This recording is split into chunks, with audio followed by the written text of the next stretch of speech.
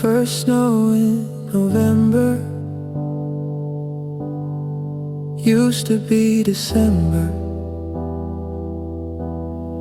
Climate patterns shifting, this drifting into unpredictability makes everything feel unstable. Can't rely on what used to be certain. What used to mark time reliably is starkly changing weather. Patterns mirror my internal chaos that gather in storm inside that I can't predict or control, just like I can't control when it arrives anymore. Nature itself becomes unreliable when seasons lose their meaning. I'm losing.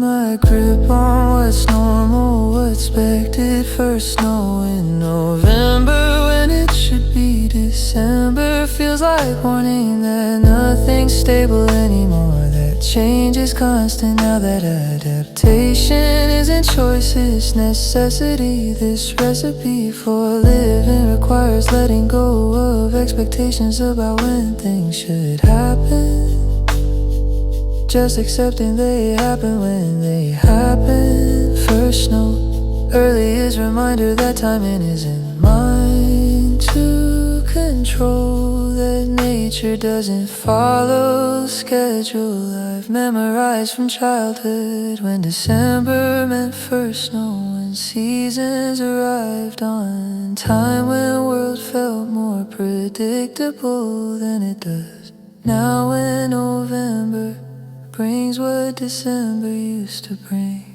Be certain what used to mark time reliably, the starkly changing weather.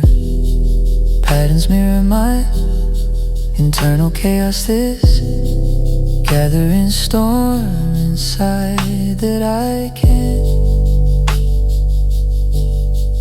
First snow in November and I'm not ready, not prepared for winter arriving without warning.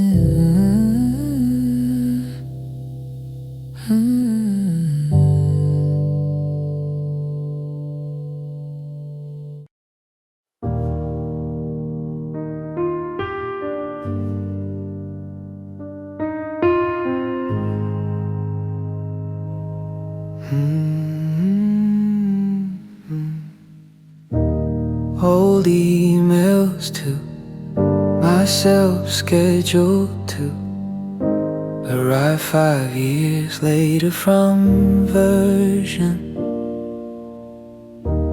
who believed in different future than the one that actually arrived. Survived disappointment of dreams that didn't happen, plans that didn't work out, old emails asking if I achieved things I haven't, if I became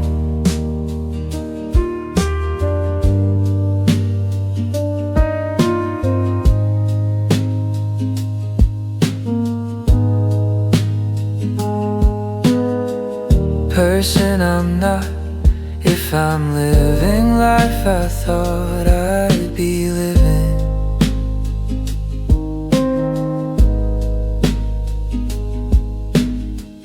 Reading them is lose confrontation with gap between who I thought I'd be.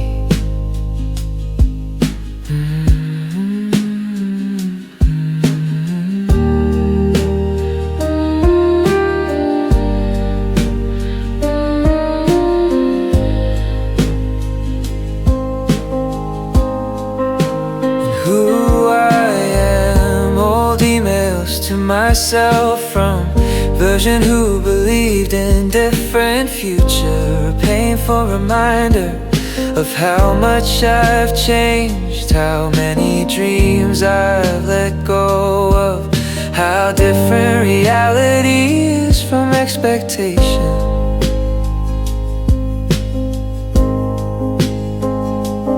Also a reminder to be gentle with version who wrote those emails, who believed so fully in future that didn't happen. She didn't know what I know now, didn't have information I have about how hard things would be, how many plans would fall apart. Old emails to myself deserve compassion, not judgment. Deserve this pardon for being naive, for believing things would work out differently. 5 years later, I forgive her for expecting more than life delivered.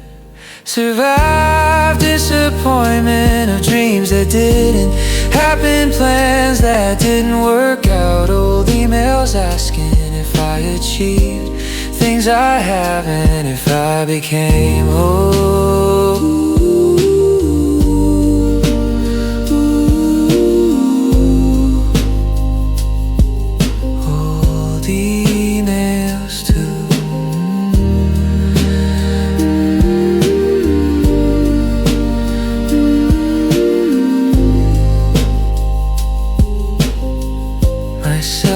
Version who believed in, I forgive her for not knowing how it ends.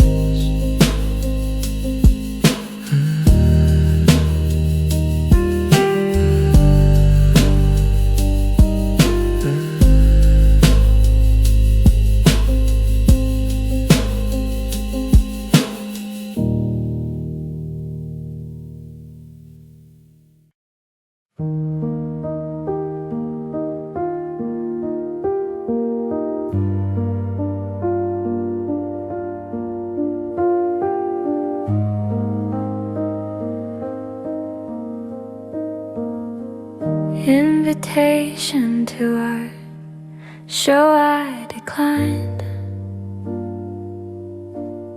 because my work isn't refined. Enough isn't ready, isn't perfect yet. Even though it's been 3 years of working on same pieces, same perfectionist game of never quite there, never quite good enough to show,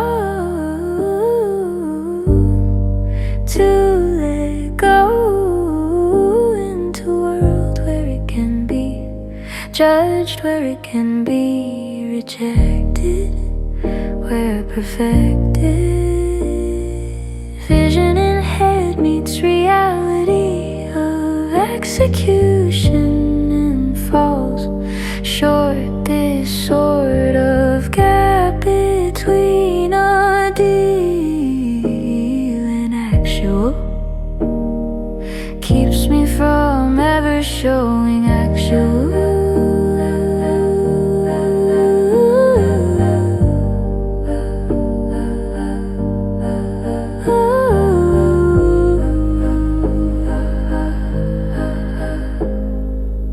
work to anyone, because showing means admitting it's not perfect, that I'm not perfect, that I can't achieve what I envision. This decision to keep working indefinitely,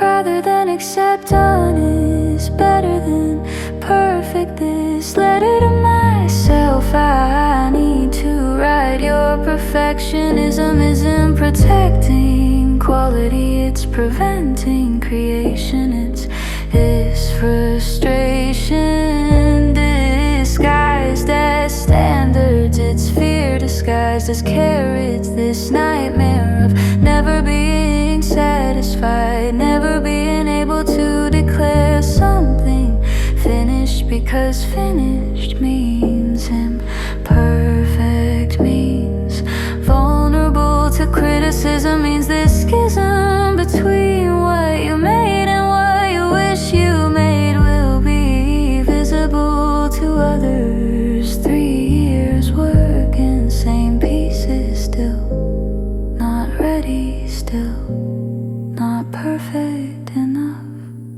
never quite good enough to show, to let go into a world where it can be judged, where it can be rejected, where perfected.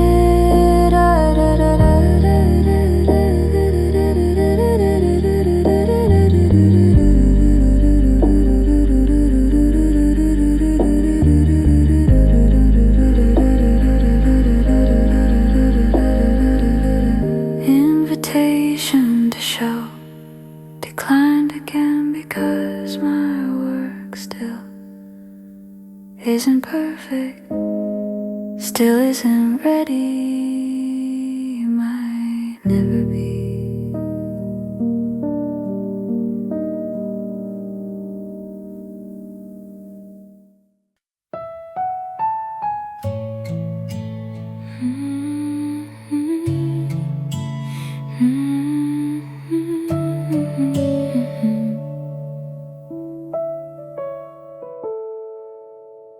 I rehearse conversations hours before they happen, scripting every possible response, trying to fashion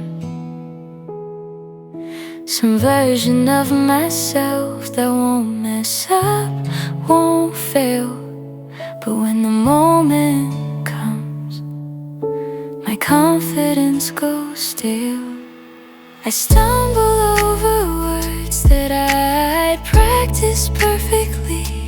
Someone else takes credit for my idea accidentally, on purpose, because they said it louder with more conviction, while I whispered my contribution like a quiet fiction. Then maybe doesn't matter, maybe wasn't good enough. Someone else's certainty always trumps my stuff, even when they're wrong, even when I know better. But knowing doesn't help when you can't deliver.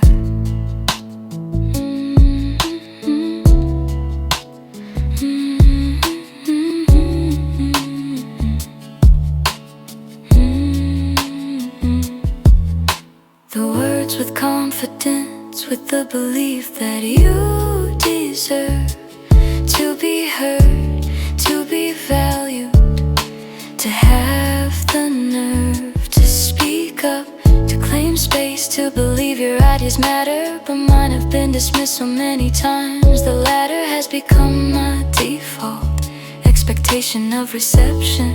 So I stay quiet, accept the rejection before it even happens. Protect myself by hiding, by making myself small, by now presiding over my own voice, my own knowledge, my own worth that's been damaged by too many times of being talked over, of being ignored, until I lost my own power.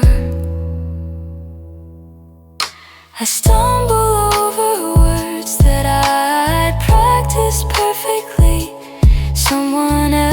takes credit for my idea accidentally, on purpose, because they said it louder, with more conviction, while I whispered my contribution, like a quiet fiction.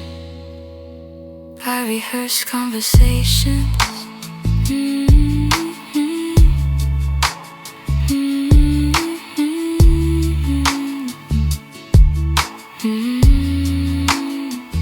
But I never sound as confident out loud as I do in my head.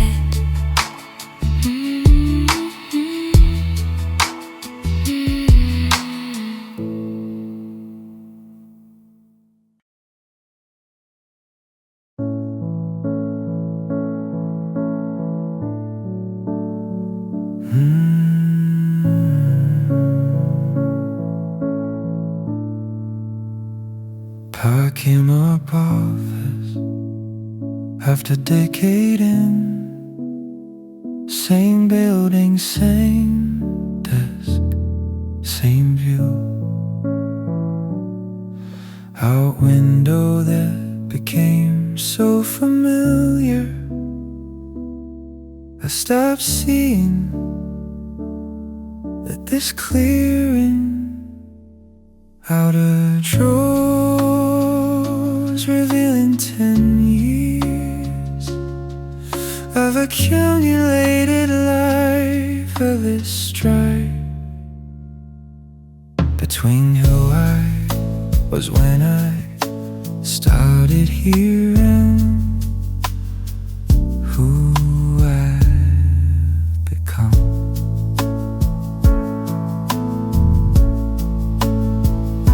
Decade insane, building shapes you, changes you, this phases you through.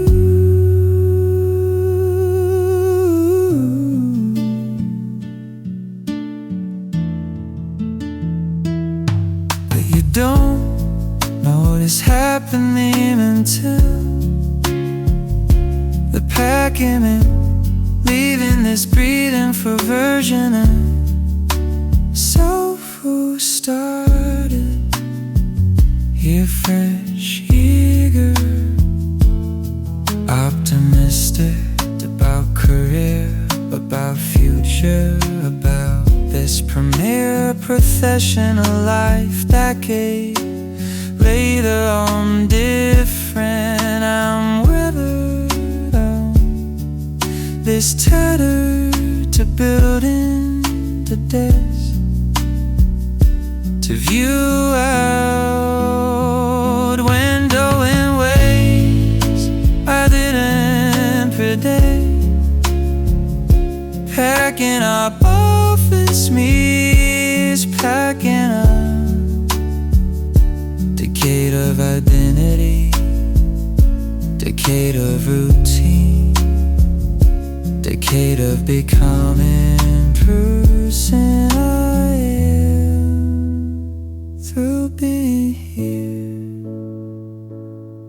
Same building, same desk, shaped me more than I realize until I'm dismantling, until I'm severing connection, the place that defined me. Packing up office after decade is ended, one era began, and never out of course, reviewing 10 years of accumulated life for this strife.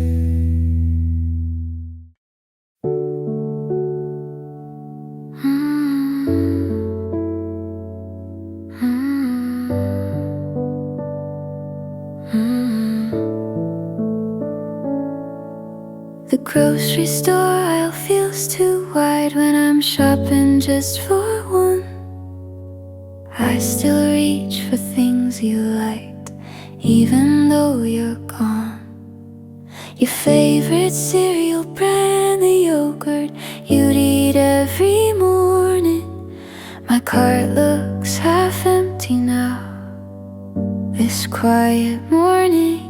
For the ordinary domestic life we built in small daily choices. Now the silence in my kitchen echoes with ghost voices of you asking what's for dinner, of you laughing at my cooking, of normalcy I took for granted.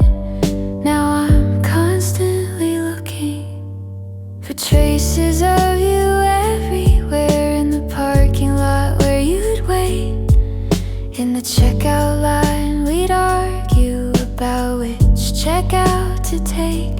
These mundane memories hit hardest, not the big romantic gestures, but the everyday existence, these small domestic textures.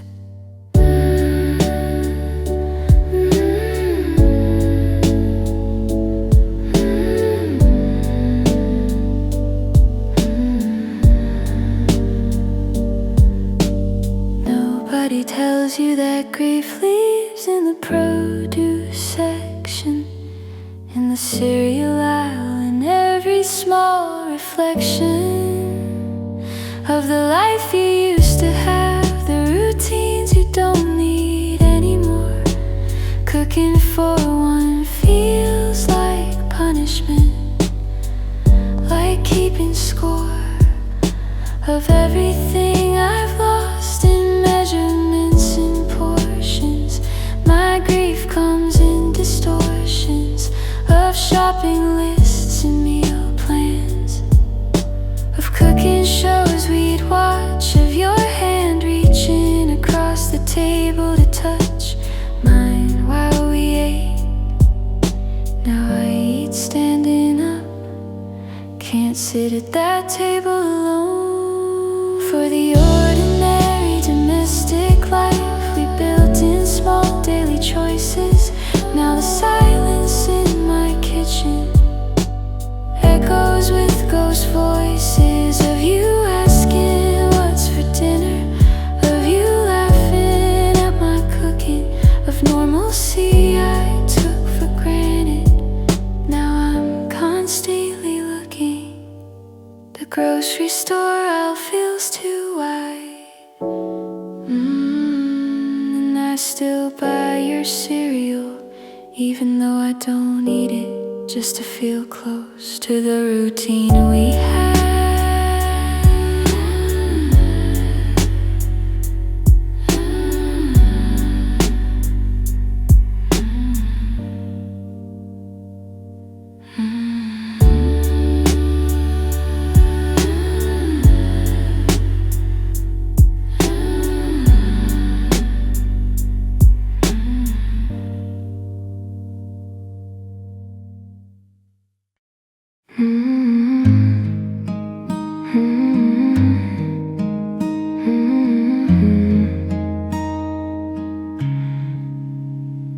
Your wedding invitation arrived yesterday, beautiful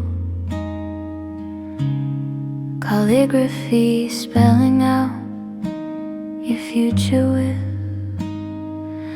someone who isn't. May this decree a finality I've been avoiding thinking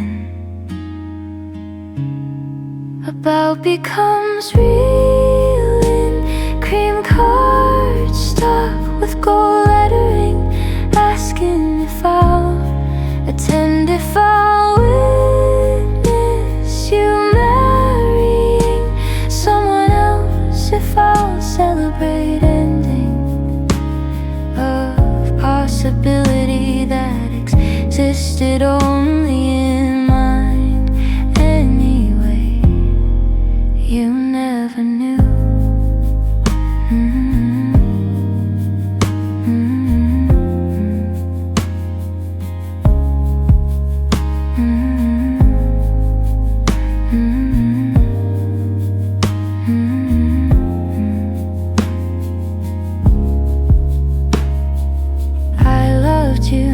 gave me reason to hope, just friendship that I wanted to be more. Your wedding invitation is closure I didn't ask for, didn't want, but need RSVP, yes, through tears, because you're my friend regardless of my feelings, because your happiness matters more than my heartbreak, because loving you means supporting you even when it hurts, even when it means watching you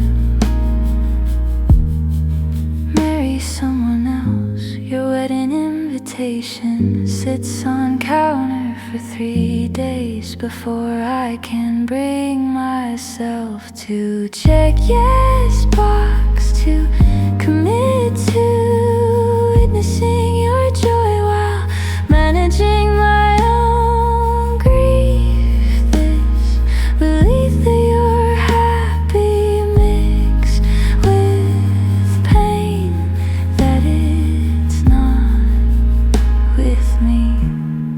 About becomes real in cream cards stuck with gold lettering, asking if your wedding invitation.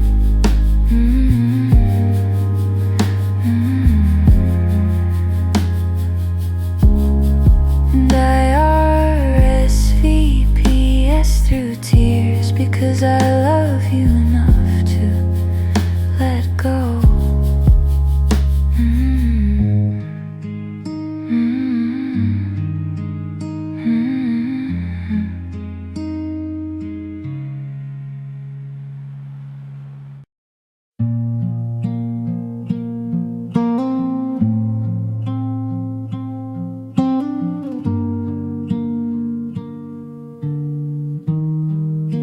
Saturday morning cartoons, bowl of cereal, no responsibilities beyond getting dressed as imperial time of childhood, where weekends meant freedom, not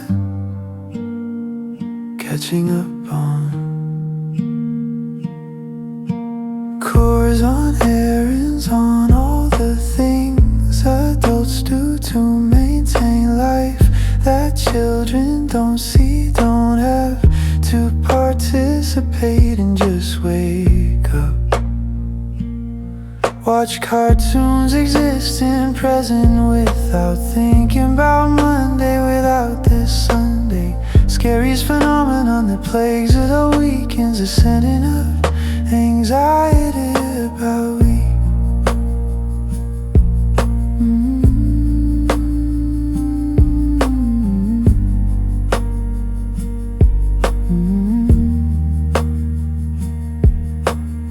A head poisoning weekend before it even starts. Saturday morning cartoons didn't come with dread about Monday, didn't come with mental list of tasks to complete before week starts again. Just came with joy, pure uncomplicated joy of being kid on Saturday morning, with cereal and cartoons and nothing else required. This fired nostalgia for time before responsibility, before adulting became verb, became full-time job that never ends. Saturday morning now means errands, means laundry, means grocery shopping, means all the maintenance of being alive that takes precedence over joy, over rest, over this blessed state of just existing without productivity pressure.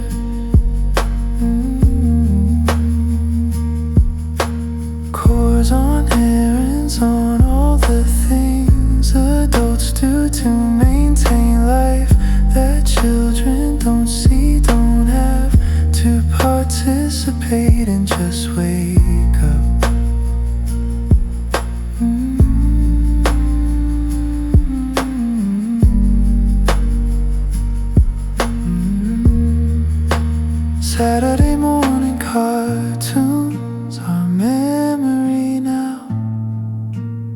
time when weekends meant freedom, not just different kind of work.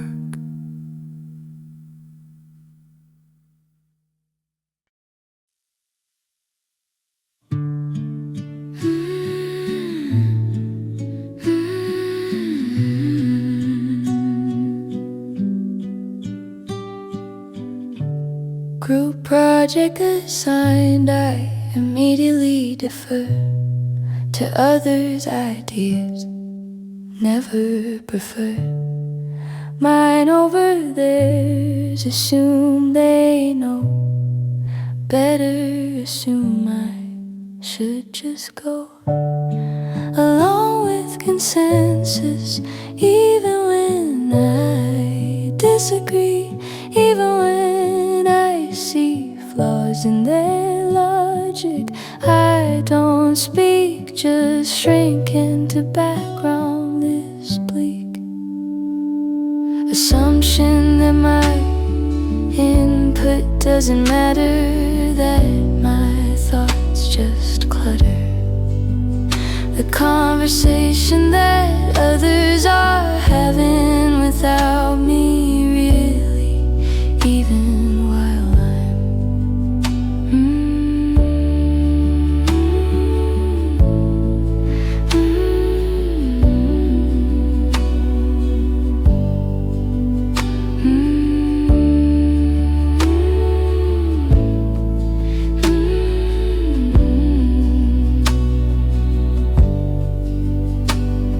sitting right there. This despair of lost confidence isn't about one moment, one rejection. It's this collection of small dismissals accumulated into belief that I shouldn't speak, that I should seek approval before offering opinion, that my thoughts need validation from others before they're valid. This pallid version of self I've become, who apologizes for existing, for taking up space, for having ideas that might displace others. This erasing of my own voice happened so gradually, I didn't notice until I realized I haven't shared actual opinion in months, in years maybe. Just agreed with whoever spoke loudest, whoever seemed most certain, while my certainty evaporated into this curtain of self-doubt, along with consensus, even when I disagree, even when I see flaws in their logic. I don't speak, just shrink into background this bleak group project assigned,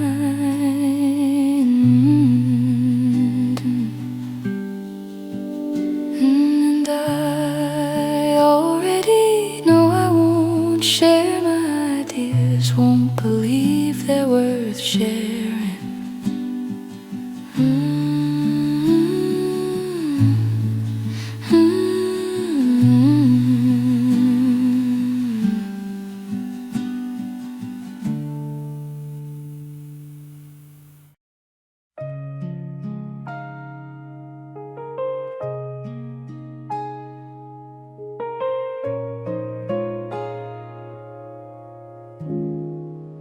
The job offer came yesterday, triple my salary, new city.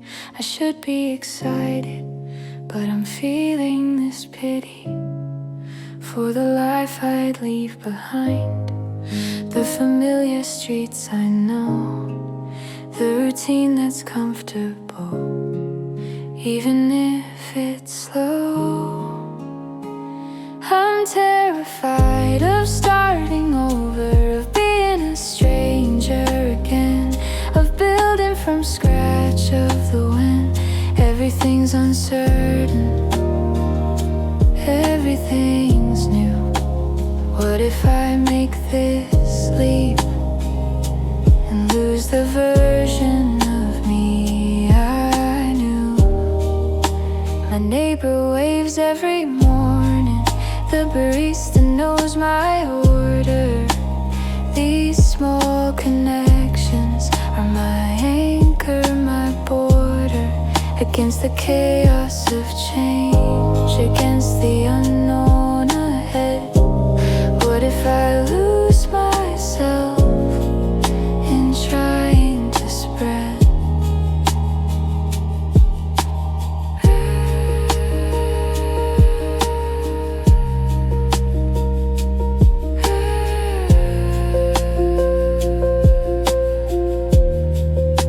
My wings in a new place. What if comfortable is enough? What if staying is braver than chasing all this stuff that society says I should want? Growth, advancement, more. But what if I'm content with what's behind this door? Even if it's small, even if it's not impressive.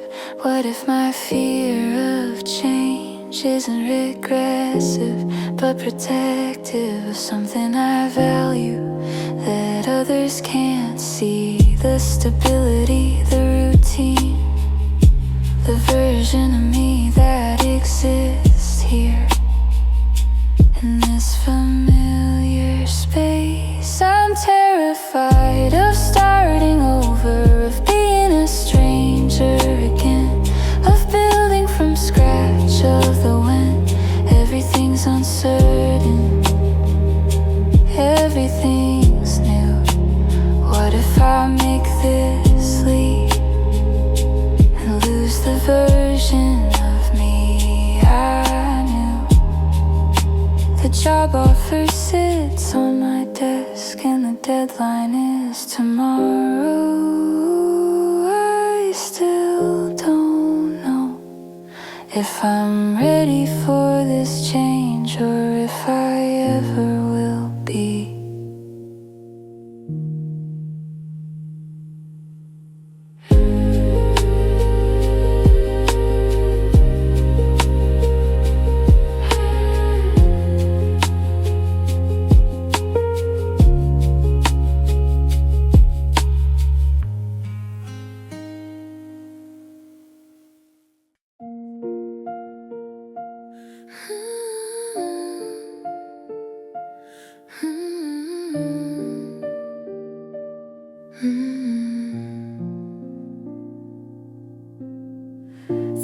Later and I still rehearse the conversation we never had, the honesty I withheld, the courage I lacked, the sad reality that my cowardice cost us a chance at something real, at a real romance.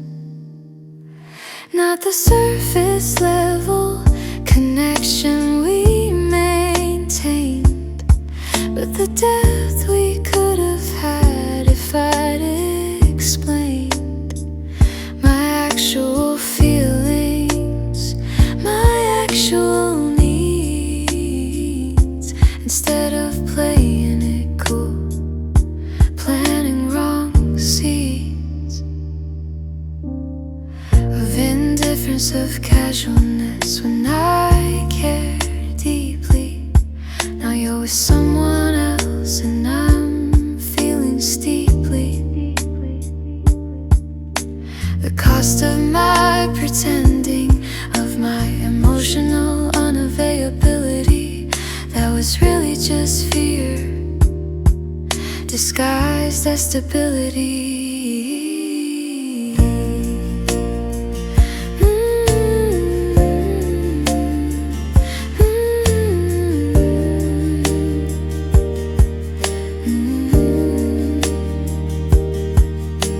Regret is realizing that you sabotaged yourself, that you put your own happiness on a shelf, out of reach, out of mind, because vulnerability felt too risky, too naked. Now I'm dealt this hand of loneliness that I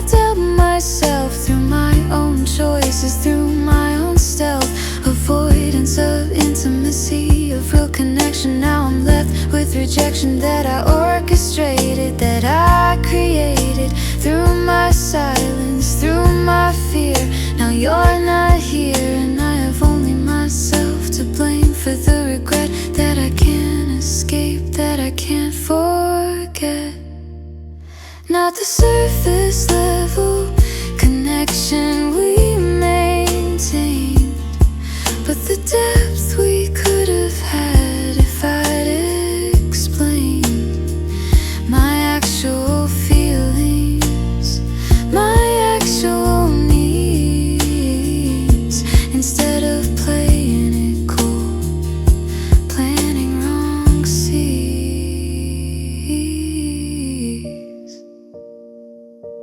3 years later,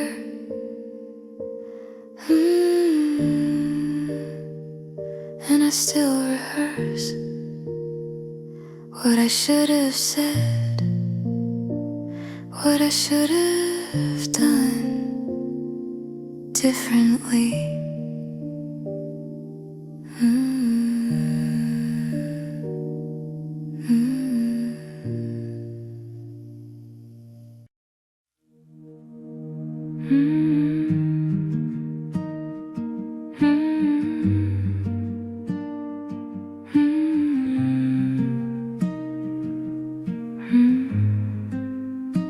Scar tissue is stronger than original. Skin doctor told me while stitching.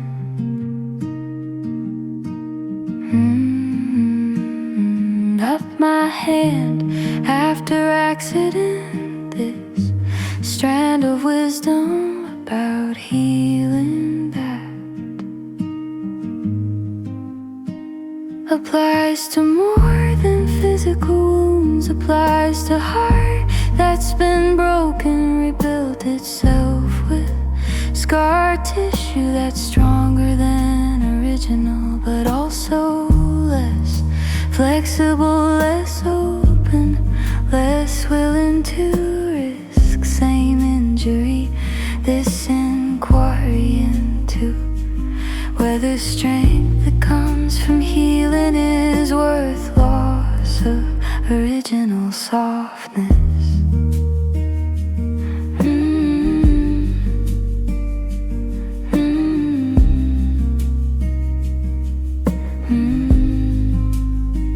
This question I'm living with daily. Scar tissue is stronger, is more resilient, is this defense against future harm, but it's also barrier against future connection, against this affection I crave, but fear equally healing left me stronger, but also harder, also less vulnerable, which means less able to truly connect. Scar tissue is stronger than original skin, but it's also more visible, more permanent, more this testament to what hurt you that you can't hide. My hand healed, but scar remains. My heart healed, but walls remain. Protection that feels like prison, strength that feels like limitation. Doctor said scar tissue is stronger, and he's right, but he didn't mention what that strength costs. Applies to more than physical wounds, applies to heart that's been broken, rebuilt itself with scar tissue that's strong and original, but also less. Scar tissue is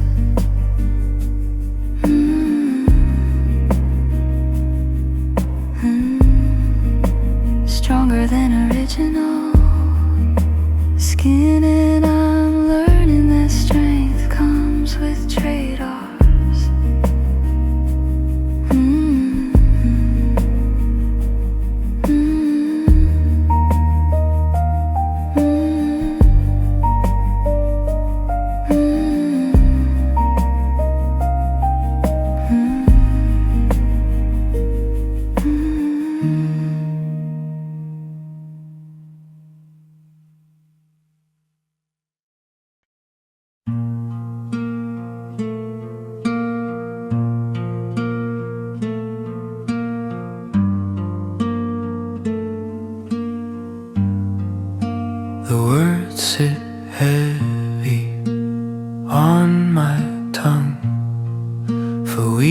now,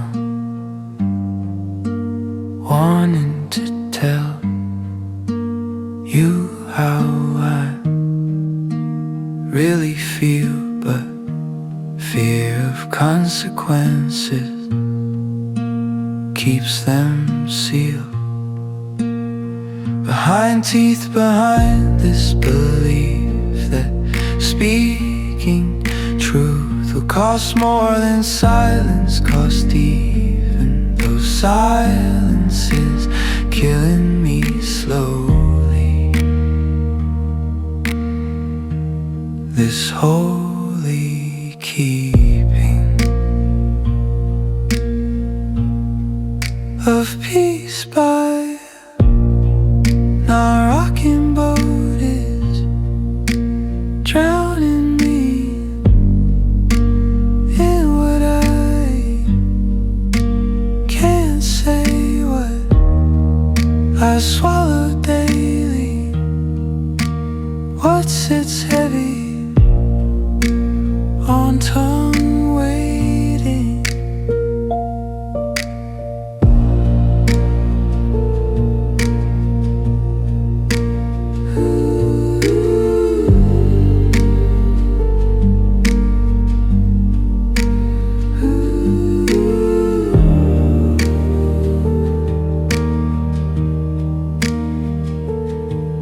For courage I can't find, for moment when cost of speaking seems less than cost of continued silence. But that moment doesn't come, just more days of words sitting heavy, getting heavier with each passing moment, each opportunity to speak that I let pass. This a mass of unspoken truths, building pressure inside until I'm sure I'll explode, but I don't.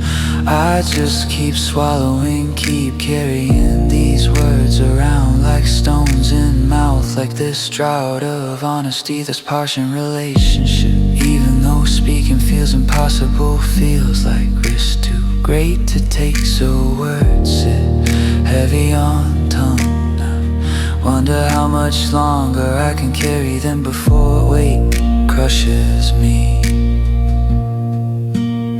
Behind teeth, behind this belief that speaking truth will cost more than silence cost, even though silence is killing me slowly. This holy keeping. The words sit heavy on my tongue, unspoken, and I don't know if I'll ever find courage to say them. The words sit heavy on my tongue, unspoken, and I don't know if I'll ever find courage to say them.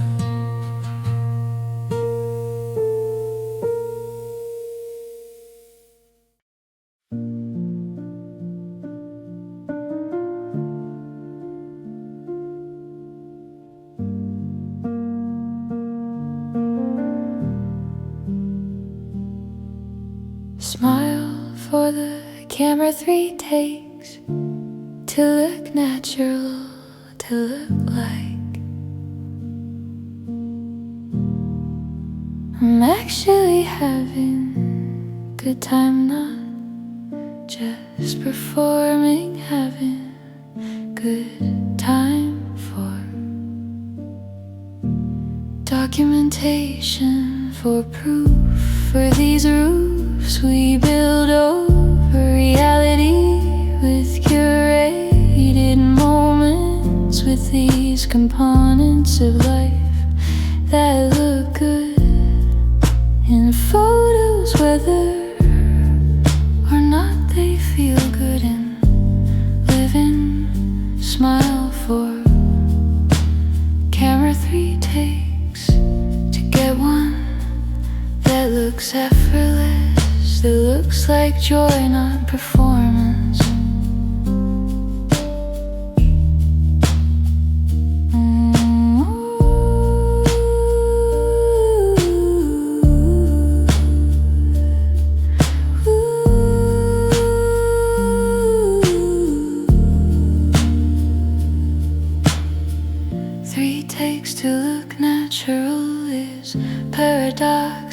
defines modern life, this strife between actual experience and document experience, between living moment and capturing moment.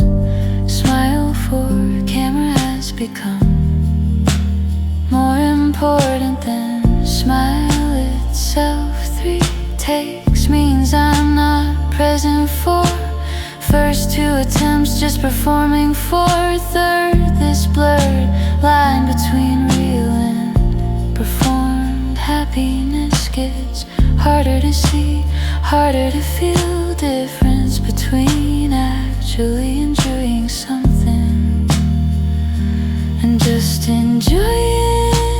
Documentation of enjoying something. Smile for camera, 3 takes, and by third take I've forgotten what I was actually feeling. Just feeling what camera needs me to feel, what angle looks best, what expression reads as natural, even though natural wouldn't need 3 takes. Documentation for proof, for these roofs we build over reality with curated moments, with these components of life that look good in photos, whether smile for the camera, 3 takes. And I wonder if I even remember what natural smile feels like anymore.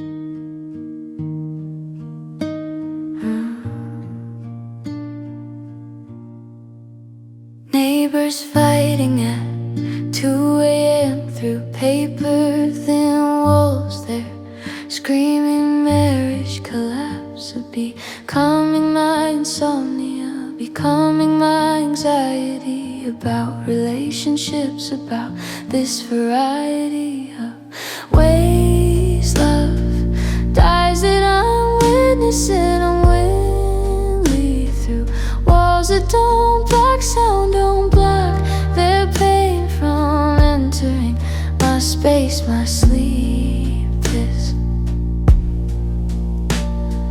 creep of their dysfunction into my life through no fault of mine, just proximity, just thin walls that make their private pain my public.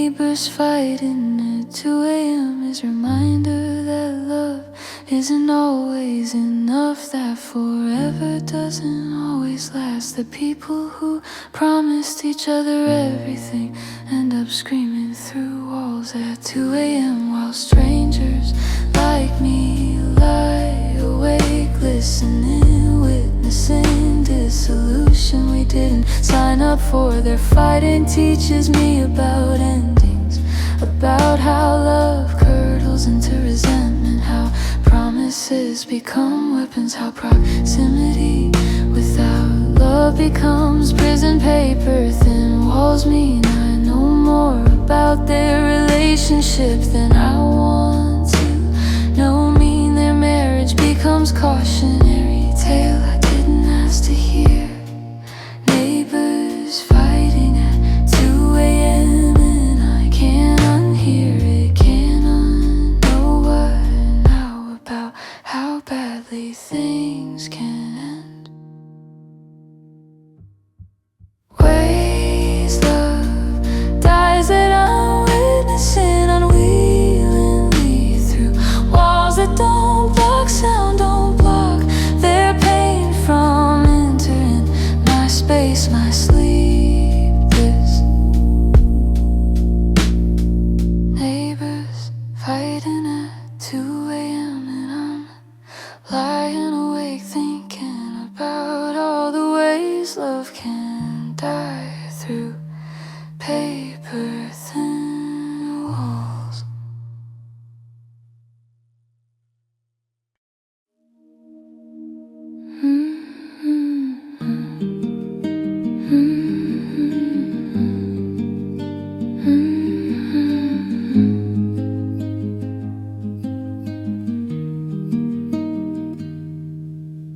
Book club invitation, sitting in inbox for 2 weeks.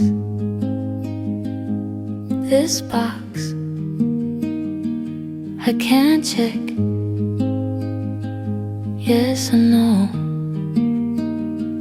Can't commit to trying to go where I might not fit, might not belong, might just confirm what I suspect, which is that I don't have tribe, don't have group.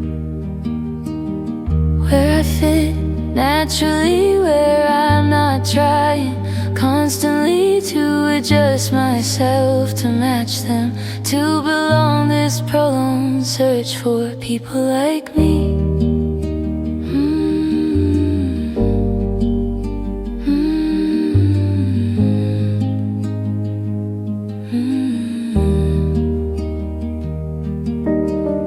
Yielding nothing, yielding this understanding that maybe I'm just not group person.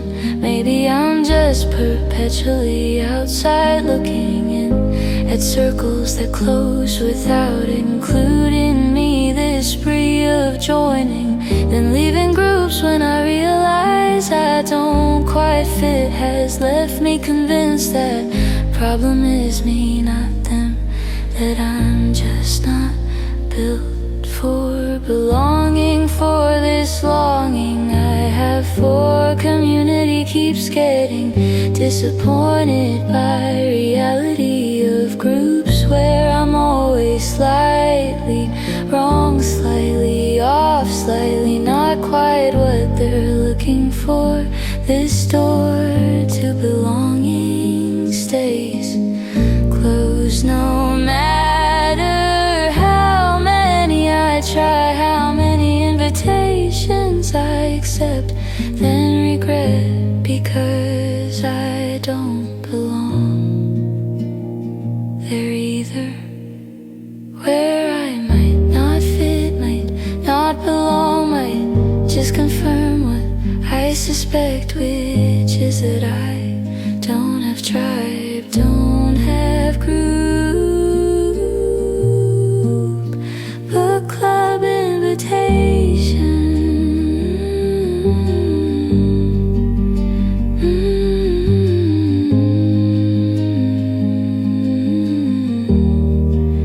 sitting unanswered because I'm afraid to try again, to not belong again.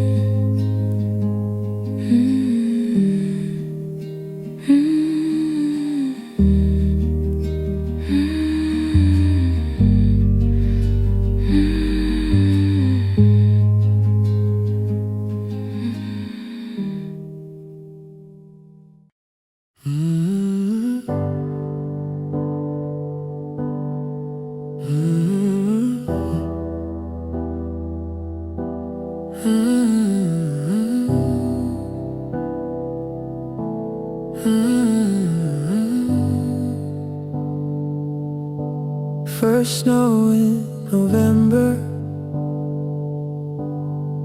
used to be December. Climate patterns shifting, this drifting into unpredictability makes everything feel unstable. Can't rely on what used to be certain. What used to mark time reliably is starkly changing weather. Patterns mirror my internal chaos that gather in storm inside that I can't predict or control, just like I can't control when it arrives anymore. Nature itself becomes unreliable when seasons lose their meaning. I'm losing.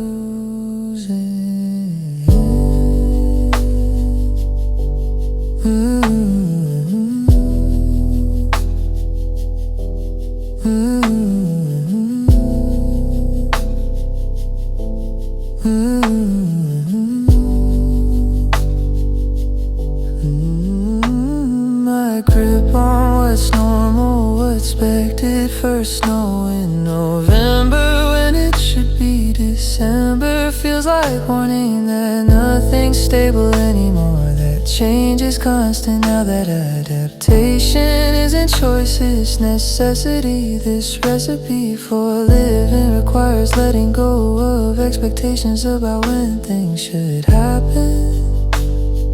Just accepting they happen when they happen. First snow early is reminder that timing isn't mine to control, that nature doesn't follow schedule. I've memorized from childhood when December meant first snow, when seasons arrived on time, when world felt more predictable than it does now, when November brings what December used to bring.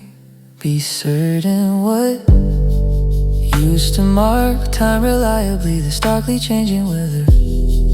Patterns mirror my internal chaos, this gathering storm inside that I can't. First snow in November and I'm not ready, not prepared for winter arriving without warning.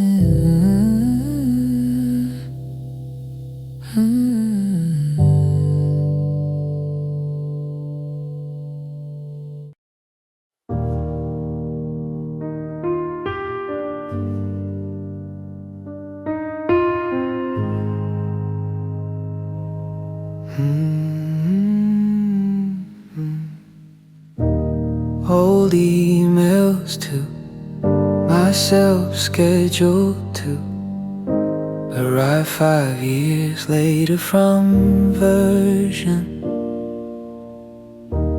who believed in different future than the one that actually arrived. This survived disappointment of dreams that didn't happen, plans that didn't work out, old emails asking if I achieved things I haven't, if I became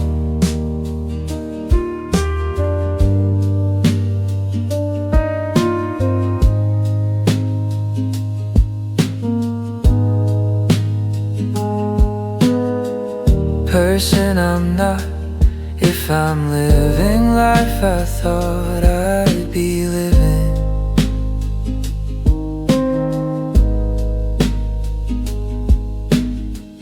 Reading them is confrontation with gap between who I thought I'd be.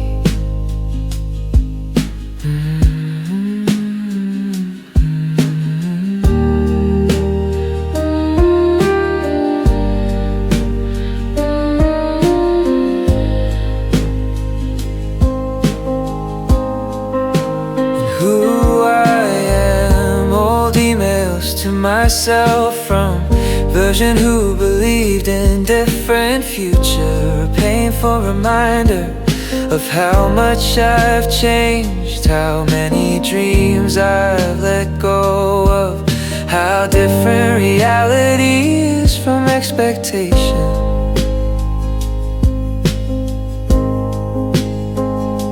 But also a reminder to be gentle with version who wrote those emails, who believed so fully in future that didn't happen. She didn't know what I know now, didn't have information I have about how hard things would be, how many plans would fall apart. Old emails to myself deserve compassion, not judgment. Deserve this pardon for being naive, for believing things would work out differently. 5 years later, I forgive her for expecting more than life delivered. Survived disappointment of dreams that didn't happen, plans that didn't work out, old emails asking if I achieved things I haven't, if I became whole.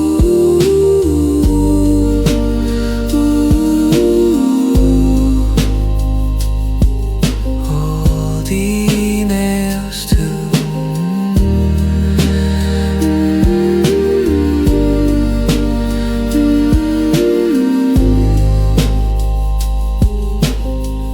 Myself inversion who believed in, I forgive her for not knowing how it ends.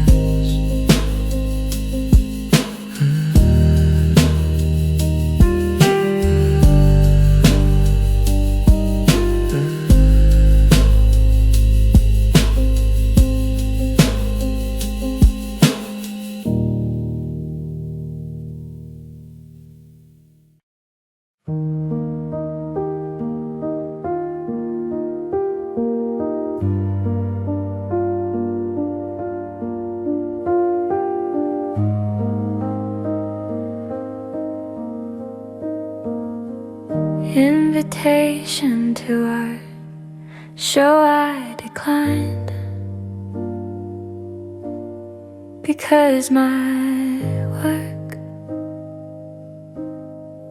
isn't refined. Enough isn't ready, isn't perfect yet, even though it's been 3 years of working on. Same pieces, same perfectionist game of never quite there, never quite good enough to show, to let go into a world where it can be judged, where it can be rejected, where perfected vision in head meets reality of execution and falls short. This sort of gap between a deal and actual keeps me from ever showing actual.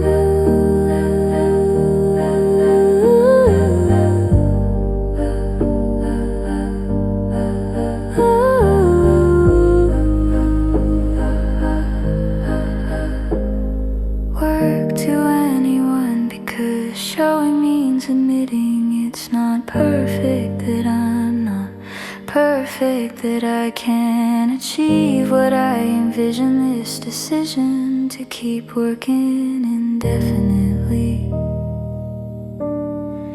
rather than accept honest, better than perfect. This letter to myself, I need to write. Your perfectionism isn't protecting quality, it's preventing creation. It's frustration disguised as standards. It's fear disguised as carrots. This nightmare of never being satisfied, never being able to declare something finished, because finished means imperfect, means vulnerable to criticism, means this schism between what you made and what you wish you made will be visible to others. 3 years working, same pieces, still not ready, still not perfect enough, never quite good enough to show, to let go into a world where it can be judged, where it can be rejected, where perfected.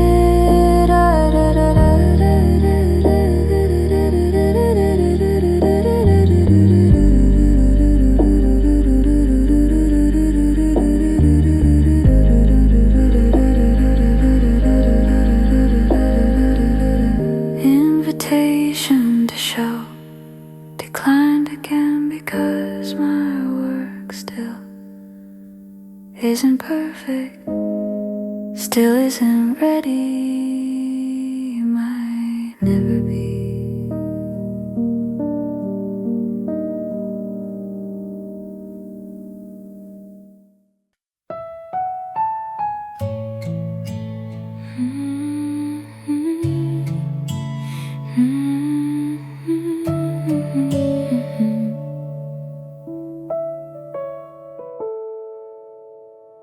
Errors, conversations, hours before they happen, scripting every possible response, trying to fashion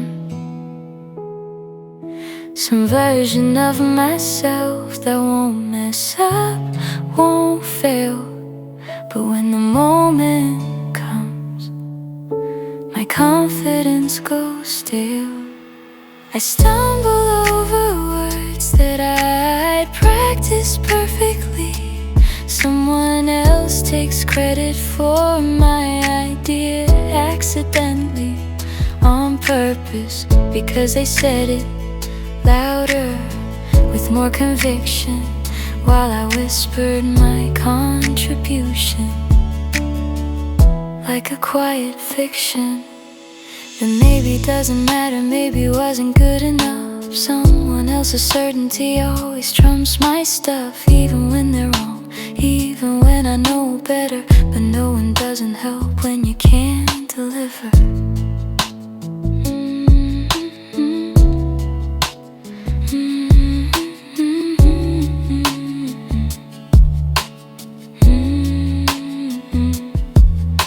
The words with confidence, with the belief that you deserve to be heard, to be valued, to have the nerve to speak up, to claim space, to believe your ideas matter. But mine have been dismissed so many times, the latter has become my default expectation of reception.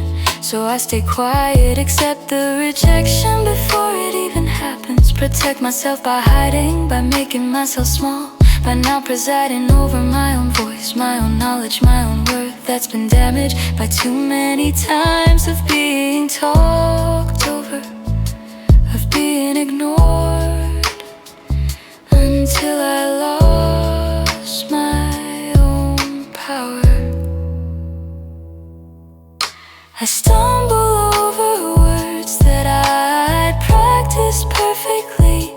Someone else takes credit for my idea accidentally, on purpose, because they said it louder, with more conviction, while I whispered my contribution like a quiet fiction. I rehearse conversations.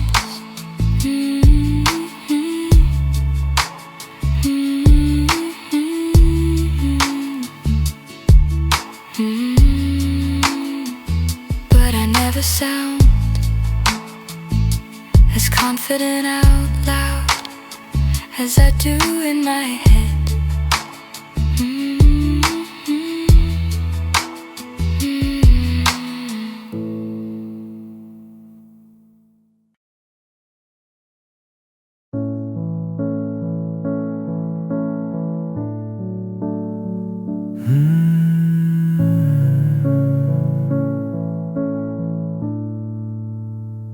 Parking up office after decade in same building, same desk, same view. Out window that became so familiar,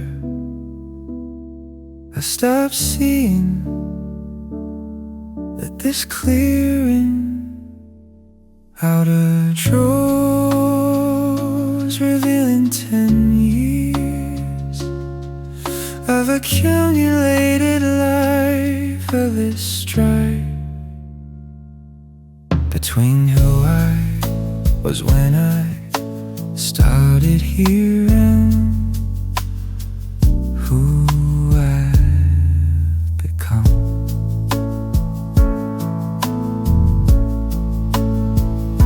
Decade insane, building shapes you, changes you, this phases you through.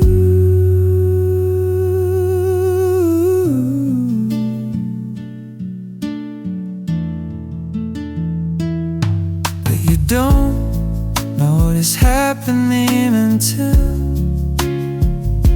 the packing in, leaving this breathing for version of self who started here fresh, eager, optimistic about career, about future, about this premier professional life. Decade later I'm different, I'm weathered out, this tattered to building the desk, to view out window in ways I didn't predict. Packing up office meets packing up. Decade of identity, decade of routine, decade of becoming person I am through being here. Same building, same desk shaped me more than I realized until I'm dismantling, until I'm severing convection, the place that defined me, packing up office after decade is ended. One era began and never out of course, reviewing 10 years of accumulated life of its strife.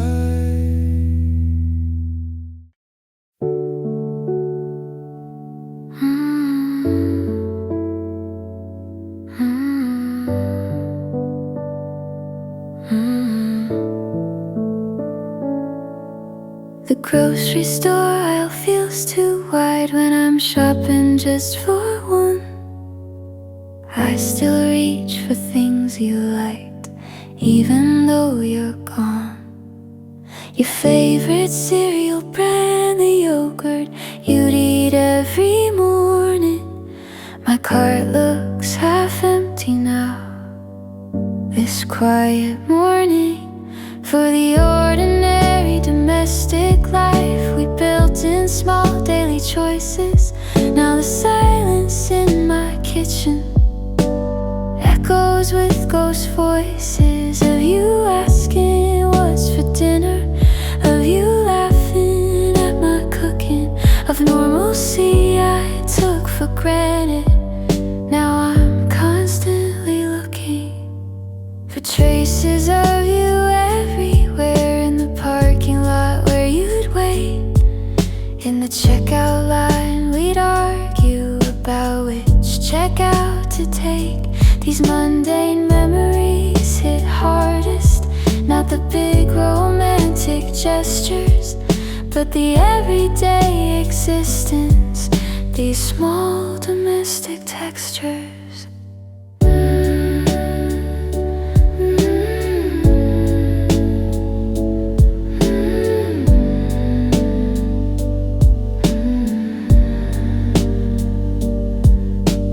Nobody tells you that grief leaves in the produce section, in the cereal aisle, in every small reflection of the life you used to have, the routines you don't need anymore.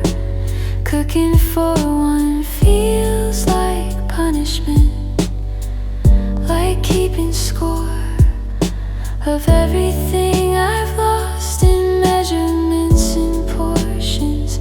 My grief comes in distortions of shopping lists and meal plans, of cooking shows we'd watch, of your hand reaching across the table to touch mine while we ate. Now I eat standing up, can't sit at that table alone. For the ordinary domestic life we built in small daily choices, now the silence in my kitchen echoes with ghost voices of you asking what's for dinner, of you laughing at my cooking, of normalcy I took for granted. Now I'm constantly looking. The grocery store aisle feels too wide, and I still buy your cereal, even though I don't eat it, just to feel close to the routine we had.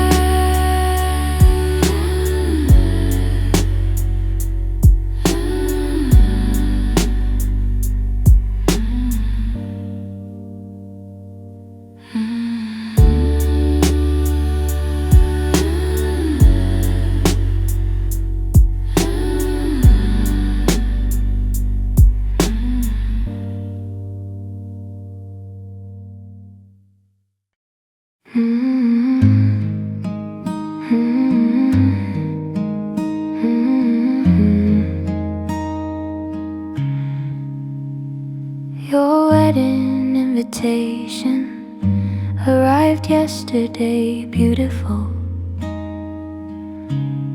calligraphy spelling out your future with someone who isn't. May this decree a finality I've been avoiding thinking about becomes real in cream cardstock with gold lettering, asking if I'll attend, if I'll witness you marrying someone else, if I'll celebrate ending of possibility that existed only in mind anyway. You never knew.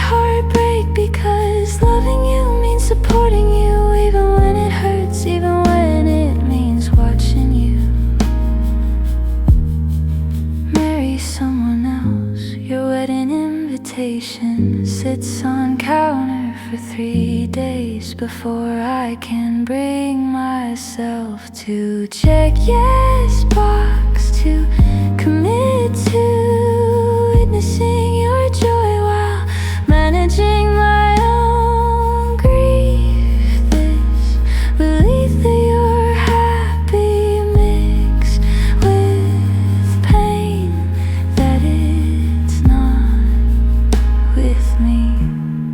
About becomes real in cream card stock with gold lettering asking if your wedding invitation.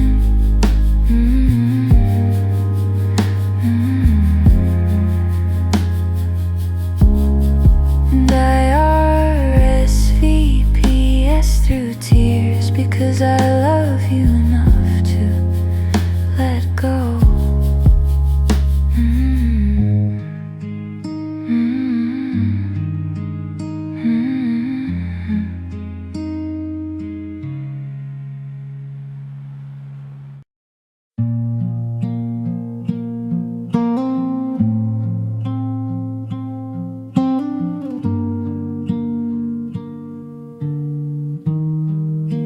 Saturday morning cartoons, bowl of cereal, no responsibilities beyond getting dressed as imperial time of childhood where weekends meant freedom, not catching up on chores on errands, on all the things adults do to maintain life that children don't see, don't have to participate and just wake up. Watch cartoons exist in present without thinking about Monday, without this Sunday. Scariest phenomenon that plagues the weekends, is sending up anxiety about we.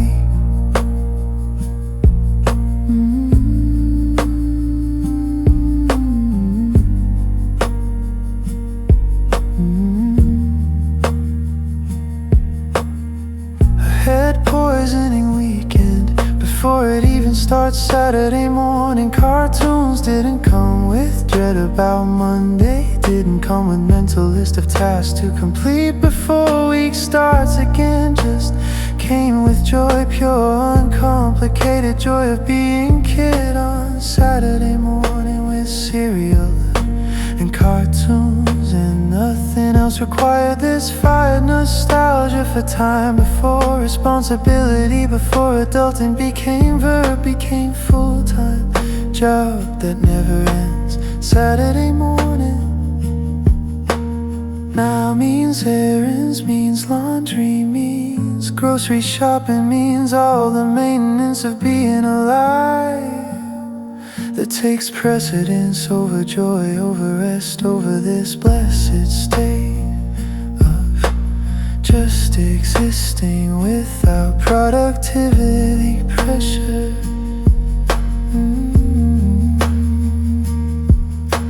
Chores on errands, on all the things adults do to maintain life that children don't see, don't have to participate and just wake up.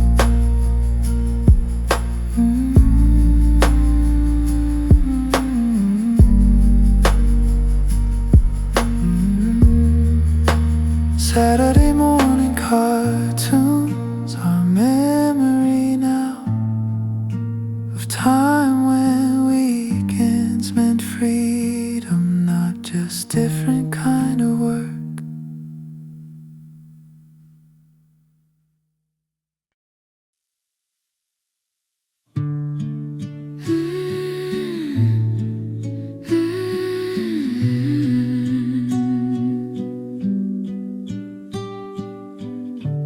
Group project assigned, I immediately defer to others' ideas, never prefer. Mine over theirs, assume they know better, assume I should just go along with consensus, even when I disagree, even when I see flaws in their logic. I don't speak, just shrink into background this bleak assumption that my input doesn't matter, that my thoughts just clutter the conversation that others are having without me, really, even while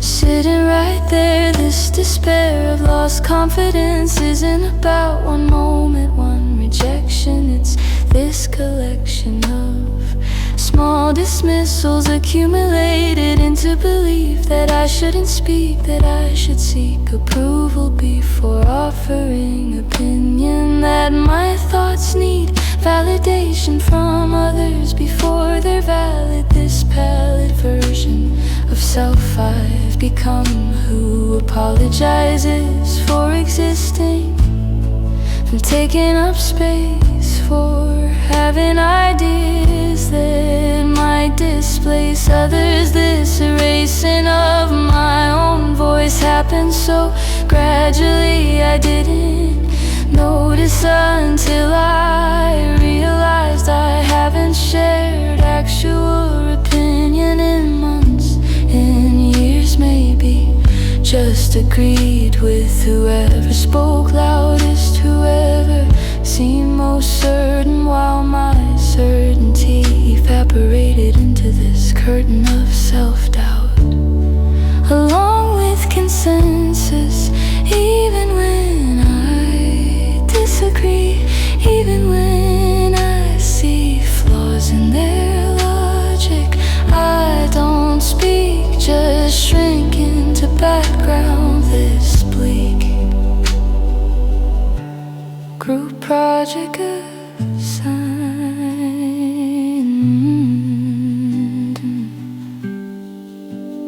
and I already know I won't share my ideas, won't believe they're worth sharing.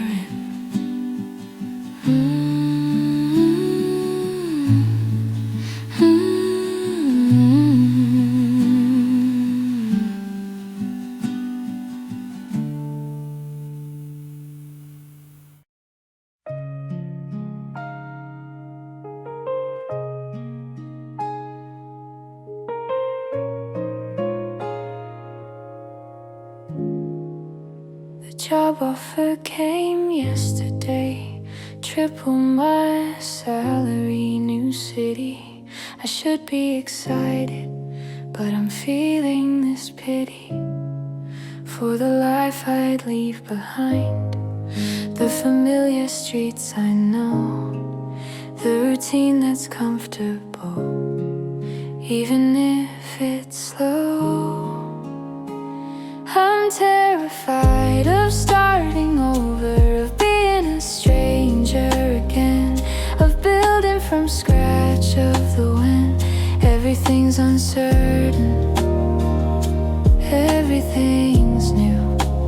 What if I make this leap and lose the version of me I knew? My neighbor waves every morning, the barista knows my order. These small connections are my anchor, my border, against the chaos of change, against the unknown ahead. What if I lose myself in trying to spread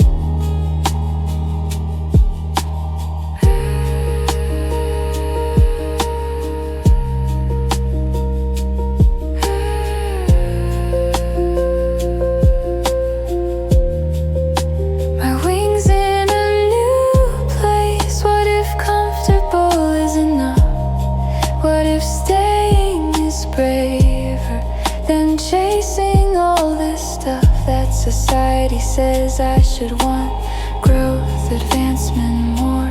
But what if I'm content with what's behind this door? Even if it's small, even if it's not impressive, what if my fear of change isn't regressive, but protective of something I value that others can't see? The stability, the routine, the version of me that exists here in this familiar space. I'm terrified of starting over, of being a stranger again, of building from scratch, of the when everything's uncertain, everything's new. What if I make this leap and lose the version of me I knew? The job offer sits on my desk and the deadline is tomorrow. I still don't know if I'm ready for this change or if I ever will be.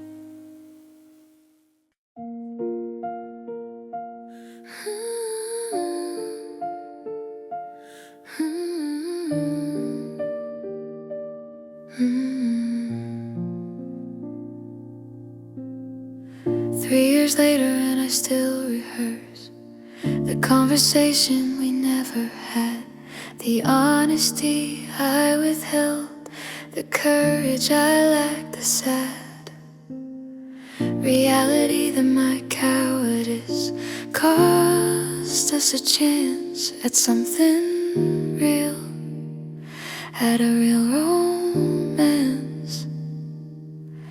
Not the surface level connection we maintained, but the depth we could have had if I'd explained my actual feelings, my actual needs, instead of playing it cool, planting wrong seeds of indifference, of casualness when I care deeply. Now you're with someone else and I'm feeling steeply the cost of my pretending, of my emotional unavailability. That was really just fear disguised as stability.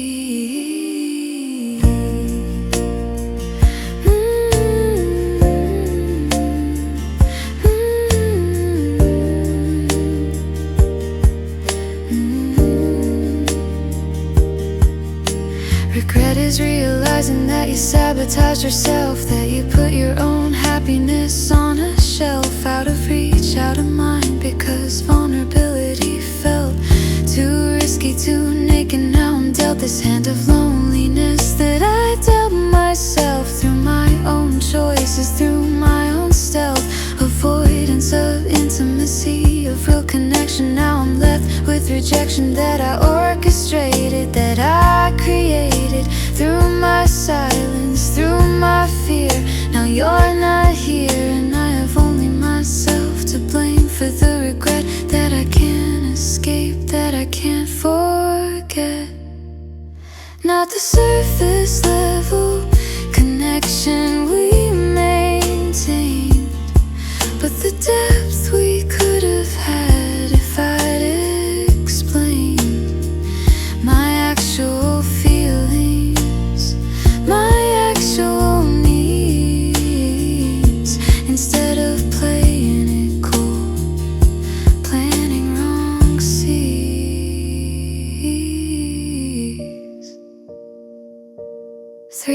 years later.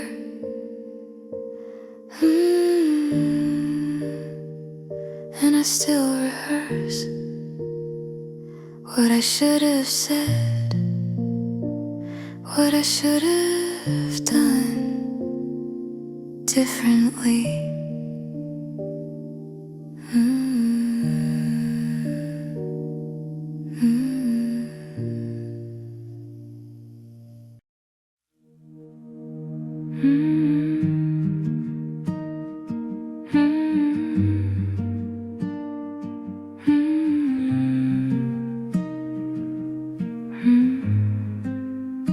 Scar tissue is stronger than original. Skin doctor told me while stitching.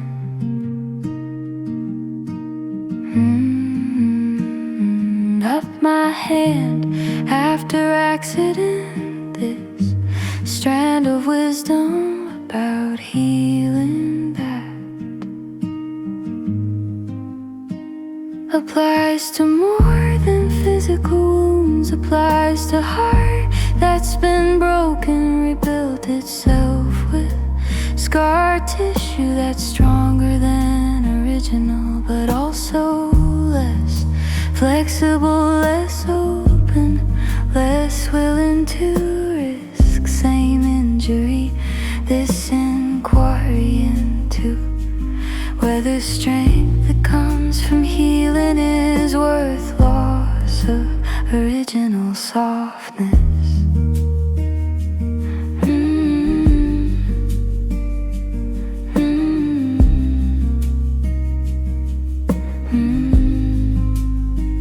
This question I'm living with daily. Scar tissue is stronger, is more resilient. Is this defense against future harm? But it's also barrier against future connection, against this affection I crave, but fear equally healing left me stronger, but also harder, also less vulnerable, which means less able to truly connect. Scar tissue is stronger than original skin, but it's also more visible, more permanent, more this testament to what hurt you that you can't hide. My hand healed, but scar remains. My heart healed, but walls remain. Protection that feels like prison, strength that feels like limitation. Doctor said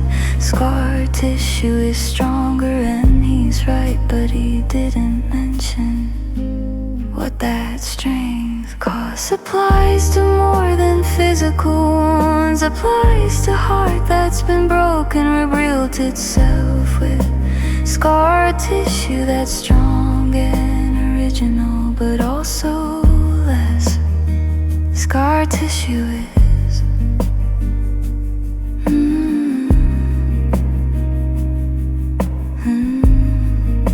stronger than original skin, and I'm learning that strength comes with trade-offs.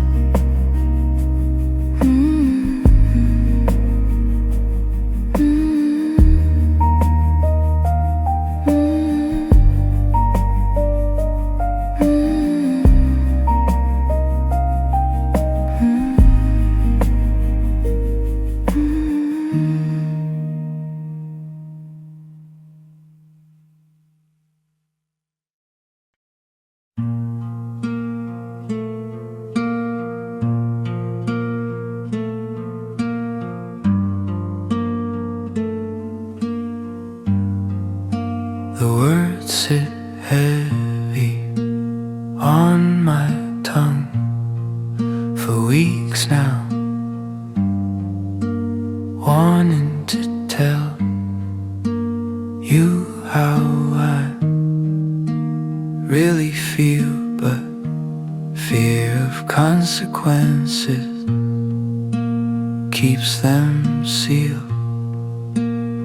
Behind teeth, behind this belief that speaking truth will cost more than silence cost, even those silence is killing me slowly.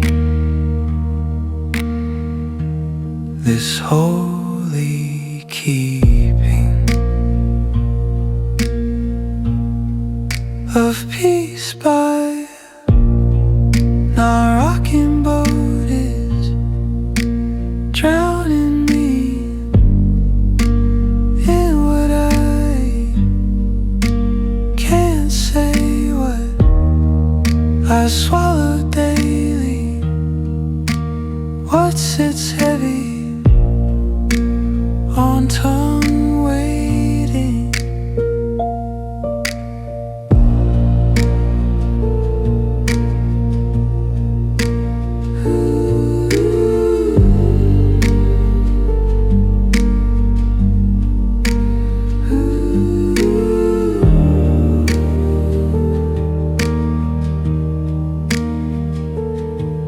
For courage I can't find, for moment when cost of speaking seems less than cost of continued silence. But that moment doesn't come, just more days of words sitting heavy, getting heavier with each passing moment, each opportunity to speak that I let pass. This a mass of unspoken truths, building pressure inside until I'm sure I'll explode, but I don't.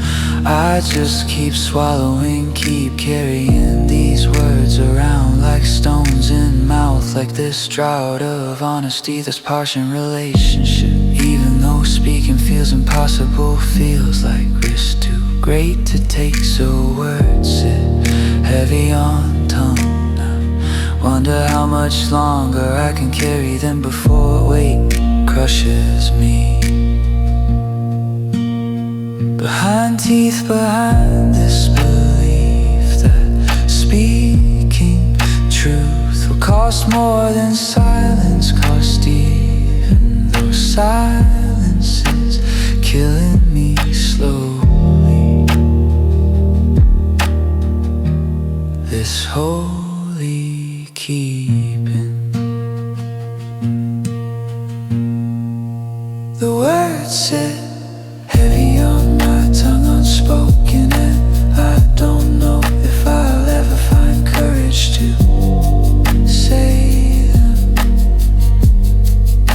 The words sit heavy on my tongue, unspoken, and I don't know if I'll ever find courage to say them.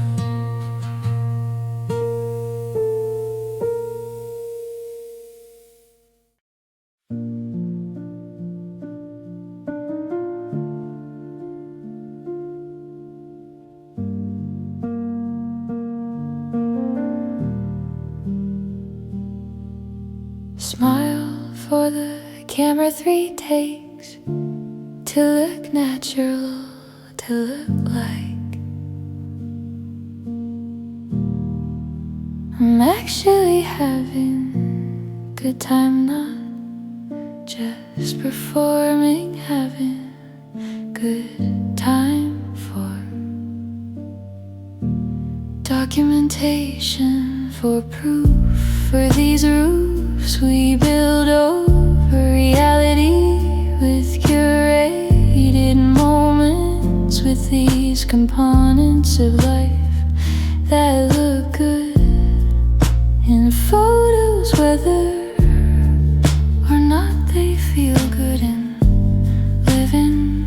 Smile for camera, 3 takes to get one that looks effortless, that looks like joy, not performance.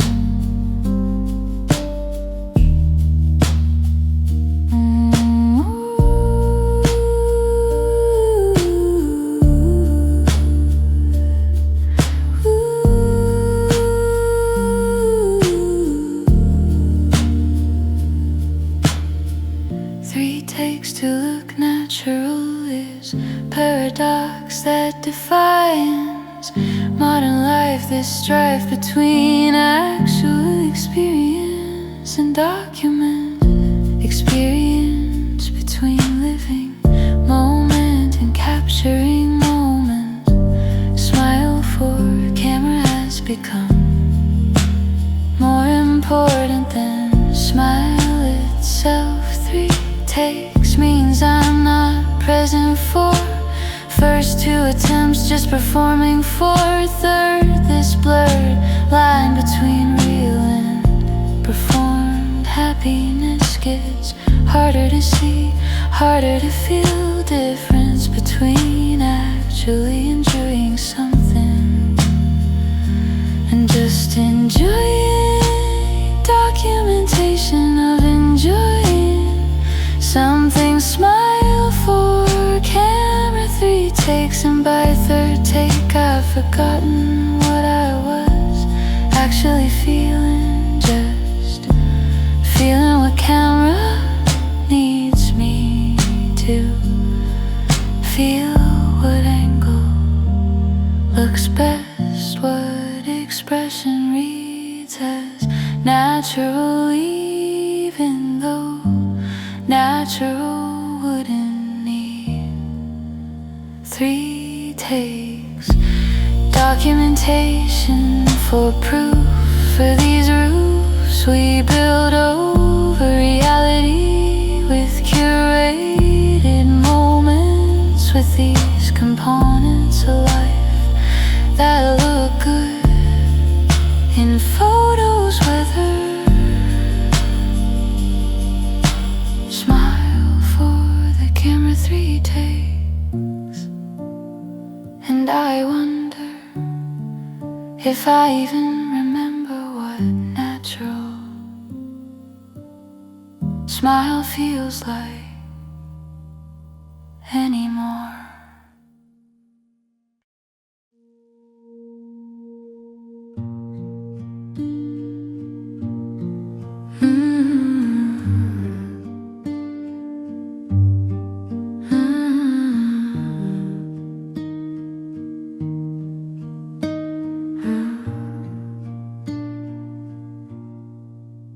Neighbors fighting at 2 a.m. through paper thin walls. They're screaming marriage collapse, becoming my insomnia, becoming my anxiety about relationships, about this variety of ways love dies that I'm witnessing. I'm willingly through walls that don't block sound, don't block their pain from entering my space, my sleep. This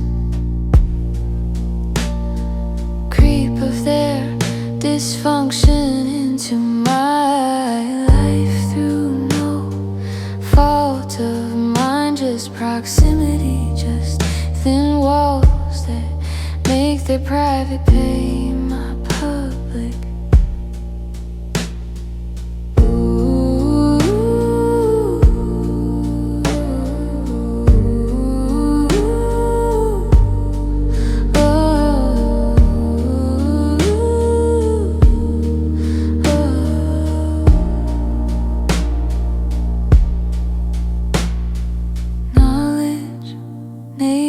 Fighting at 2 a.m. is a reminder that love isn't always enough, that forever doesn't always last. The people who promised each other everything end up screaming through walls at 2 a.m. while strangers like me lie awake, listening, witnessing dissolution we didn't sign up for. Their fighting teaches me about endings, about how love curdles into resentment, how promises become weapons, how proximity without love becomes prison paper. Thin walls mean I know more about their relationship than I want to know. Mean their marriage becomes cautionary tale I didn't ask to hear.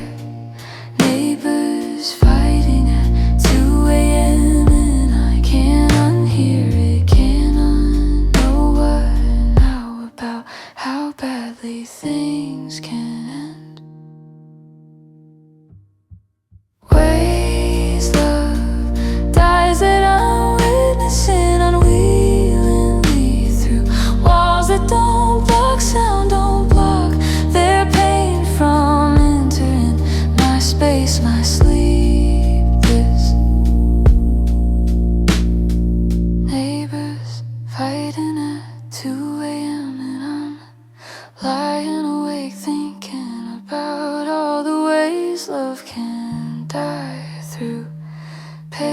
earthen walls.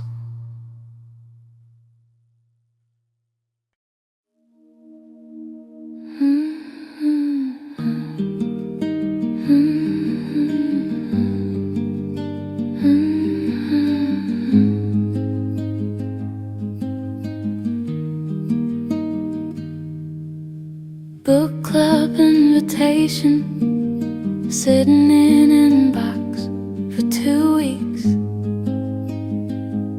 This box I can't check, yes or no. Can't commit to trying to go where I might not fit, might not belong, might just confirm what I suspect, which is that I don't have tribe, don't have group. Where I fit naturally, where I'm not trying constantly to adjust myself to match them, to belong. This prolonged search for people like me.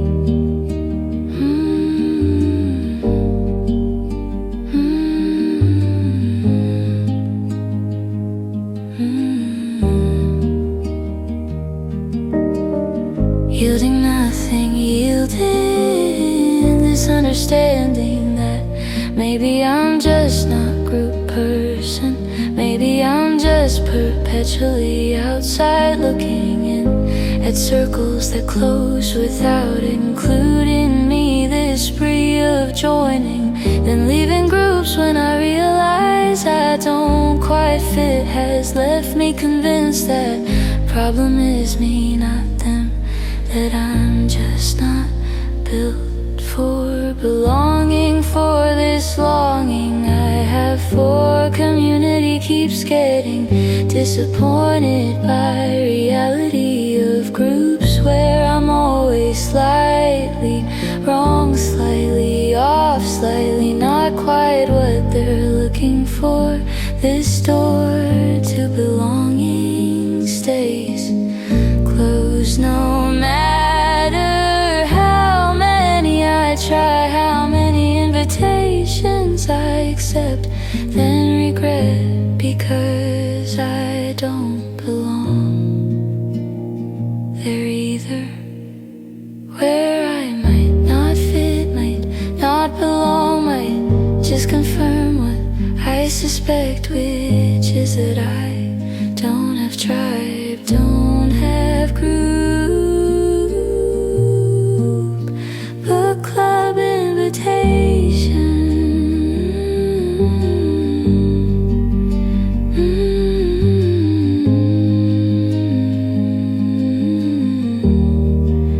Sitting unanswered because I'm afraid to